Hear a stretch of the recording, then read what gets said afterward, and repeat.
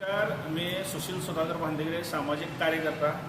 आज या ठिकाणी आपल्या जनौदर पेठेमध्ये आपले नवीन मीटर लाईटचे या संदर्भात मला नागरिकांचे फोन आले की स्मार्ट मीटर आता या बुधवार पेठेमध्ये बसवा लागलेले आहेत। त्या संदर्भात आपली भूमिका काय किंवा काय करायचं आज बघायला गेलं तर दिल्ली सरकारने अडानी कंपनीला ह्या मीटरचा ठेका दिलेला आहे आणि ठेका दिल्यानंतर त्या कंपनीनं जुने मीटर काढून सर्वत्र स्मार्ट मीटर बसवायला चालू केलेले आहे। आज याला अनेकांचा विरोध झालेला आहे। अनेक राज्यांमध्ये अनेक मुख्यमंत्र्यांनी पण याला विरोध केलेला आहे। परवाच अधिवेशनामध्ये शिवसेनेचे आमदार नितीनजी राणे यांनी स्वतः कोकणामध्ये स्मार्ट मीटरबाबत तक्रारी आणि त्याबद्दल जर मीटर जबरदस्ती बसवलं तर अधिकाऱ्यांना या ठिकाणी फोडण्यात येईल किंवा त्यांचा विरोध करण्यात येईल असं संसद अधिवेशनामध्ये मांडण्यात आलं।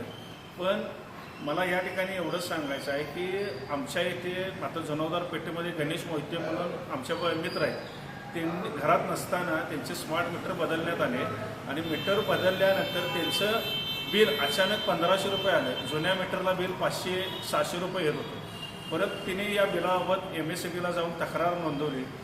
दुसऱ्या महिन्याचं बिल त्यामध्ये ॲड होऊन आलं आणि टोटल 2 महिन्याचं बिल त्यांना 4500 रुपये आलं आणि 4500 बिल आलं। त्यामुळं काय झालं की तिने ते बिल भरलं नाही, लगेच आपोआप लाईट कट करण्यात आली। लाईट ऑटोमॅटिक कट होते त्या स्मार्ट मीटरची। मग आता त्यांचा प्रश्न आहे की स्मार्ट मीटर आम्ही बसवलं आणि हे 4500-5000 रुपये भरायचे कुठले आणि जुन्या मीटरचं बिल आमचं 500 आणि 600 म्हणजे 2 महिन्याचं बिल जास्तीत जास्त 1200 रुपये। मग असा हा सावळा गोंधळ यामध्ये दिसून येत आहे। त्यामुळे ज्यांच्या लोकांच्या घरी MSEBीची किंवा जे अडानी कंपनीचे स्मार्ट मीटर बसवायला येणार आहे त्या कर्मचाऱ्यांना तुम्ही एवढंच ग्राहकांनी सांगायचं आहे की बाबा तू मीटर बसवणार आहेस बसव, पण माझं मंथली बिल 5-6 महिन्यातलं बाबा 500 असेल 1000 रुपये असेल हे कायमचं बिल येते। ह्यात जर बिल वाढून आलं तर वरचं पैसे तू घालणार असेल तर मीटरला हात घाल, नाहीतर तू इथनं परत जा। माझं चांगलं मीटर असताना मी स्मार्ट मीटर बसवण्याची मला गरज नाही। ही माझी नागरिकांना MSEBीच्या अधिकाऱ्यांना पण विनंती आहे, लोकांचा विश्वास संपादन करा।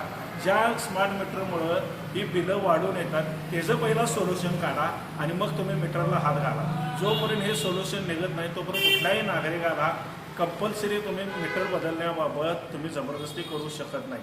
ही माझी MSEBीच्या अधिकाऱ्यांना एक कळकळीची विनंती आहे। धन्यवाद।